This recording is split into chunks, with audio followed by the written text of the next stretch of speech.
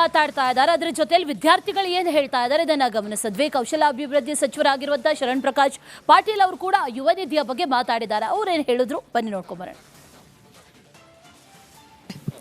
ರಾಜ್ಯ ಸರ್ಕಾರಕ್ಕೆ 3 ವರ್ಷ ತುಂಬುತ್ತಾ ಹಿನ್ನೆಲೆಯಲ್ಲಿ ಪಂಚಗಾರಿಕೆಗಳನ್ನು ಕೊಟ್ಟಿರತಕ್ಕಂಥ ರಾಜ್ಯ ಸರ್ಕಾರ ಈಗ ಯುವ ನಿಧಿಯನ್ನು ಕೂಡ ಯಶಸ್ವಿಯಾಗಿ ಜಾರಿ ತಂದಿರತಕ್ಕಂಥದ್ದು. ಈ ಬಗ್ಗೆ ಮಾತನಾಡೋದಕ್ಕೆ ನಮ್ಮ ಜೊತೆಗೆ ಸಚಿವರಾಗಿರ್ತಕ್ಕಂಥ ಶರಣ್ ಪ್ರಕಾಶ್ ಪಾಟೀಲ್ ಅವರಿದ್ದಾರೆ. ಸರ್, ಯುವ ನಿಧಿ ಜಾರಿಗೆ ತಂದಿದ್ರಿ, ಸಕ್ಸಸ್ಫುಲ್ ಆಗಿ ಮುಂದೆ ಹೋಗ್ತಾ ಇದೆ, ಆದರೆ ಎಲ್ಲರಿಗೂ ತಲುಪ್ತಾ ಇಲ್ಲ ಅನ್ನುವಂಥ ಒಂದಷ್ಟು ಗಂಭೀರವಾದ ಆರೋಪ. ನೋಡಿ, ನಮ್ಮ ಹತ್ರ ಎಷ್ಟು ಜನ ಎನ್ರೋಲ್ ಆಗಿದ್ದಾರೆ, ಯಾರು ಎಲಿಜಿಬಲ್ ಇದ್ದಾರೆ, ಎಲ್ರಿಗೂ ಕೂಡ ಡೈರೆಕ್ಟಾಗಿ ಅವ್ರಿಗೆ ತಲುಪ್ತಾ ಇದೆ, DBT ಆಗ್ತಾ ಇದೆ. ಹಾಗಾಗಿ ಅವ್ರಿಗೇನು ಸಮಸ್ಯೆ ಇಲ್ಲ. ಈಗ ಸುಮಾರು 3,38,000 ಮಕ್ಕಳಿಗೆ ಡೈರೆಕ್ಟಾಗಿ ಅವ್ರ ಅಕೌಂಟಿಗೆ ಹಣ ಡೆಬಿಟ್ ಆಗ್ತಾ ಇದೆ. ಹಾಗಾಗಿ ಏನೂ ಸಮಸ್ಯೆ ಇಲ್ಲ. ಸರ್, ನೋಂದಣಿ ವಿಳಂಬ ಆಗ್ತಾ ಇದೆ, ಸಮರ್ಪಕವಾಗಿ ಅದನ್ನು ಕಾರ್ಯನಿರ್ವಹಿಸ್ತಾ ಇಲ್ಲ ಅನ್ನೋಂಥ ಒಂದಷ್ಟು ಆರೋಪಗಳು. ಸರ್, ಏನೂ ಸಮಸ್ಯೆ ಇಲ್ಲ ಅದರಲ್ಲಿ. ಯಾಕಂದರೆ ಇವತ್ತು ನಾವೇನು ಜನರಿಗೆ ಭರವಸೆಯನ್ನು ಕೊಟ್ಟಿದ್ವಿ ಯುವ ನಿಧಿ ಇಲ್ಲಿ, ನಾವು ಅವರಿಗೆ ಹಣ ಕೊಡ್ತಾ ಇದ್ದೀವಿ. ಅದ್ರ ಜೊತೆಗೆ ಅವರಿಗೆ ನಾವು ಎಂಪ್ಲಾಯಬಲ್ ಸ್ಕಿಲ್ ಕೊಡೋದಾಗಲಿ ಅಥವಾ ಅವರಿಗೆ ಯುವ ನಿಧಿ ಪ್ಲಸ್ಸಲ್ಲಿ ಅವರಿಗೆ ಎಂಪ್ಲಾಯಬಲ್ ಸ್ಕಿಲ್ ಕೊಡೋದು ಕೂಡ ನಮ್ಮ ಪ್ರಯತ್ನ ಆಗಿದೆ. ಹಾಗೆ ಈ ರಾಜ್ಯದ ಯುವಕರಿಗೆ ನನ್ನ ಮನವಿ ಏನಿದೆ ಅಂದರೆ, ಯಾರ್ಯಾರು ಯುವ ನಿಧಿಯಲ್ಲಿ ನೀವು ಎನ್ರೋಲ್ ಆಗಿದ್ದೀರಿ, ನೀವೆಲ್ಲರೂ ಕೂಡ ಇವತ್ತು ಯುವ ನಿಧಿ ಪ್ಲಸ್ಸಲ್ಲಿ ಅಂದರೆ ಅಡಿಷ್ನಲ್ ಸ್ಕಿಲ್, ಎಂಪ್ಲಾಯಬಲ್ ಸ್ಕಿಲ್ ತೊಗೊಳೋದಕ್ಕೆ ಮುಂದೆ ಬಂದರೆ ನಿಮಗೆ additional skill free of cost ಕೊಟ್ಟು ನಿಮಗೆ ಎಂಪ್ಲಾಯ್ಮೆಂಟ್ ಕೊಡಿಸ್ತಕ್ಕಂಥ ಪ್ರಯತ್ನ ನಮ್ಮ ಇಲಾಖೆ ಮಾಡುತ್ತೆ. ಸರ್, ಇದು ಒಂದೇ ಪರಿಹಾರ ಅಲ್ಲ ಅನ್ನೋದು. ಉದ್ಯೋಗಗಳನ್ನು ಕೊಡಬೇಕಾಗಿದ್ದು ಸರ್ಕಾರದ ಕೆಲಸ. ಖಾಲಿ ಇರ್ತಕ್ಕಂಥ ಹುದ್ದೆಗಳನ್ನು ಭರ್ತಿ ಆದಷ್ಟು ಶೀಘ್ರ ಆಗಬೇಕು ಅನ್ನೋದು ಒತ್ತಾಯ ಹಿಂದಿನಿಂದ ಇದೆ. ತಮ್ಮ ಸರ್ಕಾರ ಏನು ಕ್ರಮ ತೆಗೆದುಕೊಳ್ತದೆ? ಈಗಾಗಲೇ ನಮ್ಮ ಸರ್ಕಾರ 40,000ಕ್ಕಿಂತ ಜಾಸ್ತಿ ಪೋಸ್ಟನ್ನು ಭರ್ತಿ ಮಾಡಿದ್ದೀವಿ.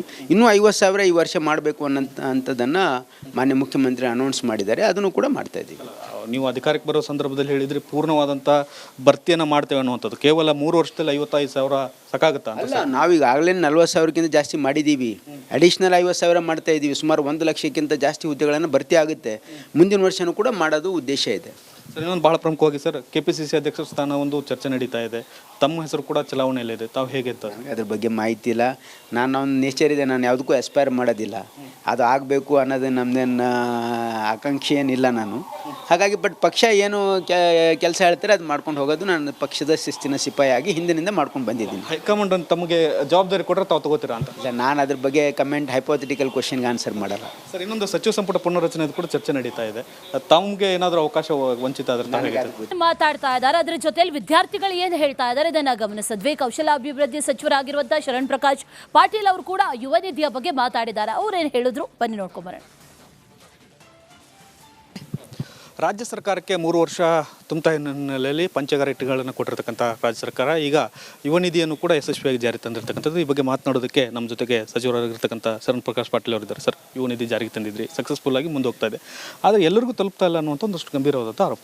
ನೋಡಿ, ನಮ್ಮ ಹತ್ರ ಎಷ್ಟು ಜನ ಎನ್ರೋಲ್ ಆಗಿದ್ದಾರೆ, ಯಾರು ಎಲಿಜಿಬಲ್ ಇದ್ದಾರೆ, ಎಲ್ರಿಗೂ ಕೂಡ ಡೈರೆಕ್ಟಾಗಿ ಅವ್ರಿಗೆ ತಲುಪ್ತಾ ಇದೆ, DBT ಆಗ್ತಾ ಇದೆ. ಹಾಗಾಗಿ ಅವ್ರಿಗೇನು ಸಮಸ್ಯೆ ಇಲ್ಲ. ಈಗ ಸುಮಾರು 3,38,000 ಮಕ್ಕಳಿಗೆ ಡೈರೆಕ್ಟಾಗಿ ಅವ್ರ ಅಕೌಂಟಿಗೆ ಹಣ ಡೆಬಿಟ್ ಆಗ್ತಾ ಇದೆ. ಹಾಗಾಗಿ ಏನೂ ಸಮಸ್ಯೆ ಇಲ್ಲ. ಸರ್, ನೋಂದಣಿ ವಿಳಂಬ ಆಗ್ತಾ ಇದೆ, ಸಮರ್ಪಕವಾಗಿ ಅದನ್ನು ಕಾರ್ಯನಿರ್ವಹಿಸ್ತಾ ಇಲ್ಲ ಅನ್ನೋಂಥ ಒಂದಷ್ಟು ಆರೋಪಗಳು. ಸರ್, ಏನೂ ಸಮಸ್ಯೆ ಇಲ್ಲ ಅದರಲ್ಲಿ. ಯಾಕಂದರೆ ಇವತ್ತು ನಾವೇನು ಜನರಿಗೆ ಭರವಸೆಯನ್ನು ಕೊಟ್ಟಿದ್ವಿ ಯುವ ನಿಧಿ ಇಲ್ಲಿ, ನಾವು ಅವರಿಗೆ ಹಣ ಕೊಡ್ತಾ ಇದ್ದೀವಿ. ಅದ್ರ ಜೊತೆಗೆ ಅವರಿಗೆ ನಾವು ಎಂಪ್ಲಾಯಬಲ್ ಸ್ಕಿಲ್ ಕೊಡೋದಾಗಲಿ ಅಥವಾ ಅವರಿಗೆ ಯುವ ನಿಧಿ ಪ್ಲಸ್ಸಲ್ಲಿ ಅವರಿಗೆ ಎಂಪ್ಲಾಯಬಲ್ ಸ್ಕಿಲ್ ಕೊಡೋದು ಕೂಡ ನಮ್ಮ ಪ್ರಯತ್ನ ಆಗಿದೆ. ಹಾಗೆ ಈ ರಾಜ್ಯದ ಯುವಕರಿಗೆ ನನ್ನ ಮನವಿ ಏನಿದೆ ಅಂದರೆ, ಯಾರ್ಯಾರು ಯುವ ನಿಧಿಯಲ್ಲಿ ನೀವು ಎನ್ರೋಲ್ ಆಗಿದ್ದೀರಿ, ನೀವೆಲ್ಲರೂ ಕೂಡ ಇವತ್ತು ಯುವ ನಿಧಿ ಪ್ಲಸ್ಸಲ್ಲಿ ಅಂದರೆ ಅಡಿಷ್ನಲ್ ಸ್ಕಿಲ್, ಎಂಪ್ಲಾಯಬಲ್ ಸ್ಕಿಲ್ ತೊಗೊಳೋದಕ್ಕೆ ಮುಂದೆ ಬಂದರೆ ನಿಮಗೆ additional skill free of cost ಕೊಟ್ಟು ನಿಮಗೆ ಎಂಪ್ಲಾಯ್ಮೆಂಟ್ ಕೊಡಿಸ್ತಕ್ಕಂಥ ಪ್ರಯತ್ನ ನಮ್ಮ ಇಲಾಖೆ ಮಾಡುತ್ತೆ. ಸರ್, ಇದು ಒಂದೇ ಪರಿಹಾರ ಅಲ್ಲ ಅನ್ನೋದು. ಉದ್ಯೋಗಗಳನ್ನು ಕೊಡಬೇಕಾಗಿದ್ದು ಸರ್ಕಾರದ ಕೆಲಸ. ಖಾಲಿ ಇರ್ತಕ್ಕಂಥ ಹುದ್ದೆಗಳನ್ನು ಭರ್ತಿ ಆದಷ್ಟು ಶೀಘ್ರ ಆಗಬೇಕು ಅನ್ನೋದು ಒತ್ತಾಯ ಹಿಂದಿನಿಂದ ಇದೆ. ತಮ್ಮ ಸರ್ಕಾರ ಏನು ಕ್ರಮ ತೆಗೆದುಕೊಳ್ತದೆ? ಈಗಾಗಲೇ ನಮ್ಮ ಸರ್ಕಾರ 40,000ಕ್ಕಿಂತ ಜಾಸ್ತಿ ಪೋಸ್ಟನ್ನು ಭರ್ತಿ ಮಾಡಿದ್ದೀವಿ. ಇನ್ನೂ 50,000 ಈ ವರ್ಷ ಮಾಡಬೇಕು ಅನ್ನೋಂಥದ್ದನ್ನು ಮಾನ್ಯ ಮುಖ್ಯಮಂತ್ರಿ ಅನೌನ್ಸ್ ಮಾಡಿದ್ದಾರೆ. ಅದನ್ನು ಕೂಡ ಮಾಡ್ತಾಯಿದ್ದೀವಿ. ನೀವು ಅಧಿಕಾರಕ್ಕೆ ಬರೋ ಸಂದರ್ಭದಲ್ಲಿ ಹೇಳಿದ್ರಿ ಪೂರ್ಣವಾದಂಥ ಭರ್ತಿಯನ್ನು ಮಾಡ್ತೇವೆ ಅನ್ನುವಂಥದ್ದು. ಕೇವಲ 3 ವರ್ಷದಲ್ಲಿ 55,000 ಸಾಕಾಗುತ್ತಾ? ಅಲ್ಲ, ನಾವೀಗಾಗಲೇ 40,000ಕ್ಕಿಂತ ಜಾಸ್ತಿ ಮಾಡಿದ್ದೀವಿ. ಅಡಿಷ್ನಲ್ 50,000 ಮಾಡ್ತಾ ಇದ್ದೀವಿ. ಸುಮಾರು 1 ಲಕ್ಷಕ್ಕಿಂತ ಜಾಸ್ತಿ ಹುದ್ದೆಗಳನ್ನು ಭರ್ತಿ ಆಗುತ್ತೆ. ಮುಂದಿನ ವರ್ಷವೂ ಕೂಡ ಮಾಡೋದು ಉದ್ದೇಶ ಇದೆ. ಸರ್, ಇನ್ನೊಂದು ಭಾಳ ಪ್ರಮುಖವಾಗಿ ಸರ್, KPCC ಅಧ್ಯಕ್ಷ ಸ್ಥಾನ ಒಂದು ಚರ್ಚೆ ನಡೀತಾ ಇದೆ. ತಮ್ಮ ಹೆಸರು ಕೂಡ ಚಲಾವಣೆಯಲ್ಲಿದೆ. ತಾವು ಹೇಗೆ? ಅದ್ರ ಬಗ್ಗೆ ಮಾಹಿತಿ ಇಲ್ಲ. ನನ್ನ ನೇಚರ್ ಇದೆ, ನಾನು ಯಾವುದಕ್ಕೂ ಎಸ್ಪೈರ್ ಮಾಡೋದಿಲ್ಲ. ಅದು ಆಗಬೇಕು ಅನ್ನೋದು ನಮ್ಮದೇನು ಆಕಾಂಕ್ಷೆ ಏನಿಲ್ಲ ನಾನು. ಹಾಗಾಗಿ ಬಟ್ ಪಕ್ಷ ಏನು ಕೆಲಸ ಹೇಳ್ತಾರೆ ಅದು ಮಾಡ್ಕೊಂಡು ಹೋಗೋದು ನಾನು ಪಕ್ಷದ ಶಿಸ್ತಿನ ಸಿಪಾಯಿಯಾಗಿ ಹಿಂದಿನಿಂದ ಮಾಡ್ಕೊಂಡು ಬಂದಿದ್ದೀನಿ. ಹೈಕಮಾಂಡ್ ತಮಗೆ ಜವಾಬ್ದಾರಿ ಕೊಟ್ಟರೆ ತಾವು ತಗೋತೀರಾ ಅಂತ? ಇಲ್ಲ, ನಾನು ಅದ್ರ ಬಗ್ಗೆ ಕಮೆಂಟ್ ಹೈಪೋಥೆಟಿಕಲ್ ಕ್ವಶನ್ಗೆ ಆನ್ಸರ್ ಮಾಡಲ್ಲ. ಸರ್, ಇನ್ನೊಂದು ಸಚಿವ ಸಂಪುಟ ಪುನರ್ರಚನೆ ಕೂಡ ಚರ್ಚೆ ನಡೀತಾ ಇದೆ. ತಮಗೆ ಏನಾದರೂ ಅವಕಾಶ ವಂಚಿತ ಆದ್ರೆ ಮಾತಾಡ್ತಾ ಇದ್ದಾರೆ. ಅದ್ರ ಜೊತೆಲಿ ವಿದ್ಯಾರ್ಥಿಗಳು ಏನು ಹೇಳ್ತಾ ಇದ್ದಾರೆ ಇದನ್ನ ಗಮನಿಸಿದ್ವಿ. ಕೌಶಲಾಭಿವೃದ್ಧಿ ಸಚಿವರಾಗಿರುವಂತಹ ಶರಣ್ ಪ್ರಕಾಶ್ ಪಾಟೀಲ್ ಅವರು ಕೂಡ ಯುವ ನಿಧಿಯ ಬಗ್ಗೆ ಮಾತಾಡಿದ್ದಾರೆ. ಅವ್ರೇನು ಹೇಳಿದ್ರು ಬನ್ನಿ ನೋಡ್ಕೊಂಬರೋಣ. ರಾಜ್ಯ ಸರ್ಕಾರಕ್ಕೆ 3 ವರ್ಷ ತುಂಬ್ತಾ ಹಿನ್ನೆಲೆಯಲ್ಲಿ ಪಂಚಗಾರ ಇಟ್ಟುಗಳನ್ನು ಕೊಟ್ಟಿರ್ತಕ್ಕಂಥ ರಾಜ್ಯ ಸರ್ಕಾರ ಈಗ ಯುವ ನಿಧಿಯನ್ನು ಕೂಡ ಯಶಸ್ವಿಯಾಗಿ ಜಾರಿ ತಂದಿರತಕ್ಕಂಥದ್ದು. ಈ ಬಗ್ಗೆ ಮಾತನಾಡೋದಕ್ಕೆ ನಮ್ಮ ಜೊತೆಗೆ ಸಚಿವರಾಗಿರ್ತಕ್ಕಂಥ ಶರಣ್ ಪ್ರಕಾಶ್ ಪಾಟೀಲ್ ಅವರಿದ್ದಾರೆ. ಸರ್, ಯುವ ನಿಧಿ ಜಾರಿಗೆ ತಂದಿದ್ರಿ, ಸಕ್ಸಸ್ಫುಲ್ ಆಗಿ ಮುಂದೆ ಹೋಗ್ತಾ ಇದೆ, ಆದರೆ ಎಲ್ಲರಿಗೂ ತಲುಪ್ತಾ ಇಲ್ಲ ಅನ್ನುವಂಥ ಒಂದಷ್ಟು ಗಂಭೀರವಾದಂಥ ಆರೋಪ. ನೋಡಿ, ನಮ್ಮ ಹತ್ರ ಎಷ್ಟು ಜನ ಎನ್ರೋಲ್ ಆಗಿದ್ದಾರೆ, ಯಾರು ಎಲಿಜಿಬಲ್ ಇದ್ದಾರೆ, ಎಲ್ರಿಗೂ ಕೂಡ ಡೈರೆಕ್ಟಾಗಿ ಅವ್ರಿಗೆ ತಲುಪ್ತಾ ಇದೆ, DBT ಆಗ್ತಾ ಇದೆ. ಹಾಗಾಗಿ ಅವ್ರಿಗೇನು ಸಮಸ್ಯೆ ಇಲ್ಲ. ಈಗ ಸುಮಾರು 3,38,000 ಮಕ್ಕಳಿಗೆ ಡೈರೆಕ್ಟಾಗಿ ಅವ್ರ ಅಕೌಂಟಿಗೆ ಹಣ ಡೆಬಿಟ್ ಆಗ್ತಾ ಇದೆ. ಹಾಗಾಗಿ ಏನೂ ಸಮಸ್ಯೆ ಇಲ್ಲ. ಸರ್, ನೋಂದಣಿ ವಿಳಂಬ ಆಗ್ತಾ ಇದೆ, ಸಮರ್ಪಕವಾಗಿ ಅದನ್ನು ಕಾರ್ಯನಿರ್ವಹಿಸ್ತಾ ಇಲ್ಲ ಅನ್ನೋಂಥ ಒಂದಷ್ಟು ಆರೋಪಗಳು. ಸರ್, ಏನೂ ಸಮಸ್ಯೆ ಇಲ್ಲ ಅದರಲ್ಲಿ. ಯಾಕಂದರೆ ಇವತ್ತು ನಾವೇನು ಜನರಿಗೆ ಭರವಸೆಯನ್ನು ಕೊಟ್ಟಿದ್ವಿ ಯುವ ನಿಧಿ ಇಲ್ಲಿ, ನಾವು ಅವರಿಗೆ ಹಣ ಕೊಡ್ತಾ ಇದ್ದೀವಿ. ಅದ್ರ ಜೊತೆಗೆ ಅವರಿಗೆ ನಾವು ಎಂಪ್ಲಾಯಬಲ್ ಸ್ಕಿಲ್ ಕೊಡೋದಾಗಲಿ ಅಥವಾ ಅವರಿಗೆ ಯುವ ನಿಧಿ ಪ್ಲಸ್ಸಲ್ಲಿ ಅವರಿಗೆ ಎಂಪ್ಲಾಯಬಲ್ ಸ್ಕಿಲ್ ಕೊಡೋದು ಕೂಡ ನಮ್ಮ ಪ್ರಯತ್ನ ಆಗಿದೆ. ಹಾಗೆ ಈ ರಾಜ್ಯದ ಯುವಕರಿಗೆ ನನ್ನ ಮನವಿ ಏನಿದೆ ಅಂದರೆ, ಯಾರ್ಯಾರು ಯುವ ನಿಧಿಯಲ್ಲಿ ನೀವು ಎನ್ರೋಲ್ ಆಗಿದ್ದೀರಿ, ನೀವೆಲ್ಲರೂ ಕೂಡ ಇವತ್ತು ಯುವ ನಿಧಿ ಪ್ಲಸ್ಸಲ್ಲಿ ಅಂದರೆ ಅಡಿಷ್ನಲ್ ಸ್ಕಿಲ್, ಎಂಪ್ಲಾಯಬಲ್ ಸ್ಕಿಲ್ ತೊಗೊಳೋದಕ್ಕೆ ಮುಂದೆ ಬಂದರೆ ನಿಮಗೆ additional skill free of cost ಕೊಟ್ಟು ನಿಮಗೆ ಎಂಪ್ಲಾಯ್ಮೆಂಟ್ ಕೊಡಿಸ್ತಕ್ಕಂಥ ಪ್ರಯತ್ನ ನಮ್ಮ ಇಲಾಖೆ ಮಾಡುತ್ತೆ. ಸರ್, ಇದು ಒಂದೇ ಪರಿಹಾರ ಅಲ್ಲ ಅನ್ನೋಂಥದ್ದು. ಉದ್ಯೋಗಗಳನ್ನು ಕೊಡಬೇಕಾಗಿದ್ದು ಸರ್ಕಾರದ ಕೆಲಸ, ಖಾಲಿ ಇರ್ತಕ್ಕಂಥ ಹುದ್ದೆಗಳನ್ನು ಭರ್ತಿ ಆದಷ್ಟು ಶೀಘ್ರ ಆಗಬೇಕು ಅನ್ನೋದು ಒತ್ತಾಯ ಹಿಂದಿನಿಂದ ಇದೆ. ತಮ್ಮ ಸರ್ಕಾರ ಏನು ಕ್ರಮ ತೆಗೆದುಕೊಳ್ತದೆ? ಈಗಾಗಲೇ ನಮ್ಮ ಸರ್ಕಾರ 40,000ಕ್ಕಿಂತ ಜಾಸ್ತಿ ಪೋಸ್ಟನ್ನು ಭರ್ತಿ ಮಾಡಿದ್ದೀವಿ. ಇನ್ನೂ 50,000 ಈ ವರ್ಷ ಮಾಡಬೇಕು ಅನ್ನೋಂಥದ್ದನ್ನು ಮಾನ್ಯ ಮುಖ್ಯಮಂತ್ರಿ ಅನೌನ್ಸ್ ಮಾಡಿದ್ದಾರೆ. ಅದನ್ನು ಕೂಡ ಮಾಡ್ತಾ ಇದ್ದೀವಿ. ನೀವು ಅಧಿಕಾರಕ್ಕೆ ಬರೋ ಸಂದರ್ಭದಲ್ಲಿ ಹೇಳಿದ್ರಿ ಪೂರ್ಣವಾದಂಥ ಭರ್ತಿಯನ್ನು ಮಾಡ್ತೇವೆ ಅನ್ನುವಂಥದ್ದು. ಕೇವಲ 3 ವರ್ಷದಲ್ಲಿ 55,000 ಸಾಕಾಗುತ್ತಾ? ಅಲ್ಲ, ನಾವೀಗಾಗಲೇ 40,000ಕ್ಕಿಂತ ಜಾಸ್ತಿ ಮಾಡಿದ್ದೀವಿ. ಅಡಿಷ್ನಲ್ 50,000 ಮಾಡ್ತಾ ಇದ್ದೀವಿ. ಸುಮಾರು 1 ಲಕ್ಷಕ್ಕಿಂತ ಜಾಸ್ತಿ ಹುದ್ದೆಗಳನ್ನು ಭರ್ತಿ ಆಗುತ್ತೆ. ಮುಂದಿನ ವರ್ಷವೂ ಕೂಡ ಮಾಡೋದು ಉದ್ದೇಶ ಇದೆ. ಸರ್, ಇನ್ನೊಂದು ಭಾಳ ಪ್ರಮುಖವಾಗಿ ಸರ್, KPCC ಅಧ್ಯಕ್ಷ ಸ್ಥಾನ ಒಂದು ಚರ್ಚೆ ನಡೀತಾ ಇದೆ. ತಮ್ಮ ಹೆಸರು ಕೂಡ ಚಲಾವಣೆಯಲ್ಲಿದೆ. ತಾವು ಹೇಗೆ ಅಂತ? ಅದ್ರ ಬಗ್ಗೆ ಮಾಹಿತಿ ಇಲ್ಲ. ನನ್ನ ನೇಚರ್ ಇದೆ, ನಾನು ಯಾವುದಕ್ಕೂ ಎಸ್ಪೈರ್ ಮಾಡೋದಿಲ್ಲ. ಅದು ಆಗಬೇಕು ಅನ್ನೋದು ನಮ್ಮದೇನು ಆಕಾಂಕ್ಷೆ ಏನಿಲ್ಲ ನಾನು.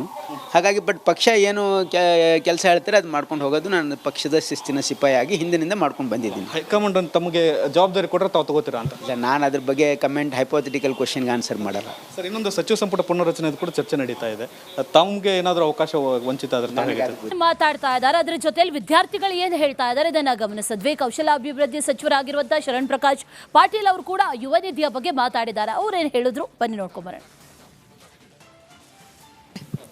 ರಾಜ್ಯ ಸರ್ಕಾರಕ್ಕೆ 3 ವರ್ಷ ತುಂಬ್ತಾ ಹಿನ್ನೆಲೆಯಲ್ಲಿ ಪಂಚಗಾರ ಇಟ್ಟುಗಳನ್ನು ಕೊಟ್ಟಿರ್ತಕ್ಕಂಥ ರಾಜ್ಯ ಸರ್ಕಾರ ಈಗ ಯುವ ನಿಧಿಯನ್ನು ಕೂಡ ಯಶಸ್ವಿಯಾಗಿ ಜಾರಿ ತಂದಿರತಕ್ಕಂಥದ್ದು. ಈ ಬಗ್ಗೆ ಮಾತನಾಡೋದಕ್ಕೆ ನಮ್ಮ ಜೊತೆಗೆ ಸಚಿವರಾಗಿರ್ತಕ್ಕಂಥ ಶರಣ್ ಪ್ರಕಾಶ್ ಪಾಟೀಲ್ ಅವರಿದ್ದಾರೆ. ಸರ್, ಯುವ ನಿಧಿ ಜಾರಿಗೆ ತಂದಿದ್ರಿ, ಸಕ್ಸಸ್ಫುಲ್ ಆಗಿ ಮುಂದೆ ಹೋಗ್ತಾ ಇದೆ, ಆದರೆ ಎಲ್ಲರಿಗೂ ತಲುಪ್ತಾ ಇಲ್ಲ ಅನ್ನುವಂಥ ಒಂದಷ್ಟು ಗಂಭೀರವಾದಂಥ ಆರೋಪ. ನೋಡಿ, ನಮ್ಮ ಹತ್ರ ಎಷ್ಟು ಜನ ಎನ್ರೋಲ್ ಆಗಿದ್ದಾರೆ, ಯಾರು ಎಲಿಜಿಬಲ್ ಇದ್ದಾರೆ, ಎಲ್ರಿಗೂ ಕೂಡ ಡೈರೆಕ್ಟಾಗಿ ಅವ್ರಿಗೆ ತಲುಪ್ತಾ ಇದೆ, DBT ಆಗ್ತಾ ಇದೆ. ಹಾಗಾಗಿ ಅವ್ರಿಗೇನು ಸಮಸ್ಯೆ ಇಲ್ಲ. ಈಗ ಸುಮಾರು 3,38,000 ಮಕ್ಕಳಿಗೆ ಡೈರೆಕ್ಟಾಗಿ ಅವ್ರ ಅಕೌಂಟಿಗೆ ಹಣ ಡೆಬಿಟ್ ಆಗ್ತಾ ಇದೆ. ಹಾಗಾಗಿ ಏನೂ ಸಮಸ್ಯೆ ಇಲ್ಲ.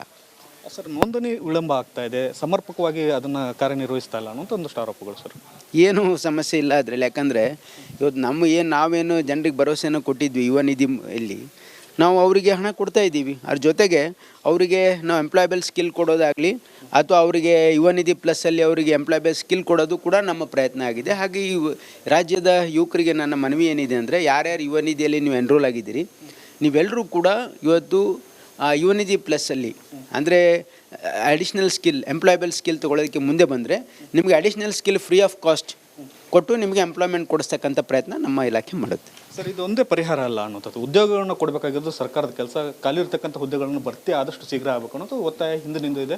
ತಮ್ಮ ಸರ್ಕಾರ ಏನು ಕ್ರಮ ತೆಗೆದುಕೊಳ್ತದೆ? ಈಗಾಗಲೇ ನಮ್ಮ ಸರ್ಕಾರ 40,000ಕ್ಕಿಂತ ಜಾಸ್ತಿ ಪೋಸ್ಟನ್ನು ಭರ್ತಿ ಮಾಡಿದ್ದೀವಿ. ಇನ್ನೂ 50,000 ಈ ವರ್ಷ ಮಾಡಬೇಕು ಅನ್ನೋಂಥದ್ದನ್ನು ಮಾನ್ಯ ಮುಖ್ಯಮಂತ್ರಿ ಅನೌನ್ಸ್ ಮಾಡಿದ್ದಾರೆ. ಅದನ್ನು ಕೂಡ ಮಾಡ್ತಾ ಇದ್ದೀವಿ. ನೀವು ಅಧಿಕಾರಕ್ಕೆ ಬರೋ ಸಂದರ್ಭದಲ್ಲಿ ಹೇಳಿದ್ರಿ ಪೂರ್ಣವಾದಂಥ ಭರ್ತಿಯನ್ನು ಮಾಡ್ತೇವೆ ಅನ್ನುವಂಥದ್ದು. ಕೇವಲ 3 ವರ್ಷದಲ್ಲಿ 55,000 ಸಾಕಾಗುತ್ತಾ? ಅಲ್ಲ, ನಾವೀಗಾಗಲೇ 40,000ಕ್ಕಿಂತ ಜಾಸ್ತಿ ಮಾಡಿದ್ದೀವಿ. ಅಡಿಷ್ನಲ್ 50,000 ಮಾಡ್ತಾ ಇದ್ದೀವಿ. ಸುಮಾರು 1 ಲಕ್ಷಕ್ಕಿಂತ ಜಾಸ್ತಿ ಹುದ್ದೆಗಳನ್ನು ಭರ್ತಿ ಆಗುತ್ತೆ. ಮುಂದಿನ ವರ್ಷವೂ ಕೂಡ ಮಾಡೋದು ಉದ್ದೇಶ ಇದೆ. ಸರ್, ಇನ್ನೊಂದು ಭಾಳ ಪ್ರಮುಖವಾಗಿ ಸರ್, KPCC ಅಧ್ಯಕ್ಷ ಸ್ಥಾನ ಒಂದು ಚರ್ಚೆ ನಡೀತಾ ಇದೆ.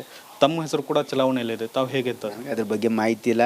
ನಾನು ಒಂದು ನೇಚರ್ ಇದೆ, ನಾನು ಯಾವುದಕ್ಕೂ ಎಸ್ಪೈರ್ ಮಾಡೋದಿಲ್ಲ. ಅದು ಆಗಬೇಕು ಅನ್ನೋದು ನಮ್ಮದೇನು ಆಕಾಂಕ್ಷೆ ಏನಿಲ್ಲ ನಾನು. ಹಾಗಾಗಿ ಬಟ್ ಪಕ್ಷ ಏನು ಕೆಲಸ ಹೇಳ್ತಾರೆ ಅದು ಮಾಡ್ಕೊಂಡು ಹೋಗೋದು. ನಾನು ಪಕ್ಷದ ಶಿಸ್ತಿನ ಸಿಪಾಯಿಯಾಗಿ ಹಿಂದಿನಿಂದ ಮಾಡ್ಕೊಂಡು ಬಂದಿದ್ದೀನಿ. ಹೈಕಮಾಂಡ್ ತಮಗೆ ಜವಾಬ್ದಾರಿ ಕೊಟ್ಟರೆ ತಾವು ತಗೋತೀರಾ ಅಂತ? ಇಲ್ಲ, ನಾನು ಅದ್ರ ಬಗ್ಗೆ ಕಮೆಂಟ್ ಹೈಪೋಥೆಟಿಕಲ್ ಕ್ವಶನ್ಗೆ ಆನ್ಸರ್ ಮಾಡಲ್ಲ. ಸರ್, ಇನ್ನೊಂದು ಸಚಿವ ಸಂಪುಟ ಪುನರ್ರಚನೆ ಕೂಡ ಚರ್ಚೆ ನಡೀತಾ ಇದೆ. ತಮಗೆ ಏನಾದರೂ ಅವಕಾಶ ವಂಚಿತ ಆದರೆ